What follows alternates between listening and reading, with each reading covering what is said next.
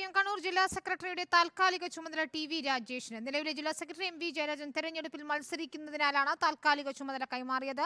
MV. Govindan പങ്കെടുത്ത ജില്ലാ secretariat യോഗത്തിൽ ടി.വി. രാജേഷിന്റെ പേര് നിർദ്ദേശിക്കുകയും ജില്ലാ കമ്മിറ്റി അംഗീകാരം നൽകുകയും ചെയ്തു. അർജുൻ കല്യാട് നൽകും വിവരങ്ങൾ. അർജുൻ, ഒരു സ്വാഭാവിക നടപടിക്രമം, ജില്ലാ സെക്രട്ടറി മത്സരിക്കാൻ പോകുന്നത് കൊണ്ട് തന്നെ മറ്റൊരാൾക്ക് ചുമതല നൽകുന്നു. ഇപ്പോൾ ടി.വി. രാജേഷിനാണ്, മുൻ MLA-ക്കാണ് നറുക്ക് വീണിരിക്കുന്നത്. എന്താണ് വിവരങ്ങൾ?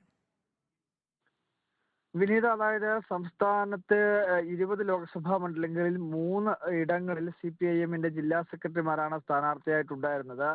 ആറ്റിങ്ങലിൽ മത്സരിക്കുന്ന ജോയിയും കാസർഗോഡും കണ്ണൂരും ആണ് ജില്ലാ സെക്രട്ടറിമാർ ലോക്സഭാ തെരഞ്ഞെടുപ്പിൽ സ്ഥാനാർത്ഥികളായിട്ടുണ്ടായിരുന്നത്. അതിന്റെ ഭാഗമായി ഈ സ്ഥാനാർത്ഥി പ്രഖ്യാപനം നടക്കുന്ന ഘട്ടത്തിൽ തന്നെ സംസ്ഥാന സെക്രട്ടറി MV ഗോവിന്ദൻ ഈ 3 ഇടങ്ങളിലും ജില്ലാ കമ്മിറ്റി യോഗങ്ങൾ ചേർന്ന് അവിടങ്ങളിൽ പരിഗണിക്കാൻ വേണ്ടി കഴിയുന്ന ആളെ താൽക്കാലികമായി ചുമതല നൽകുമെന്നുള്ള കാര്യം അറിയിച്ചിരുന്നു.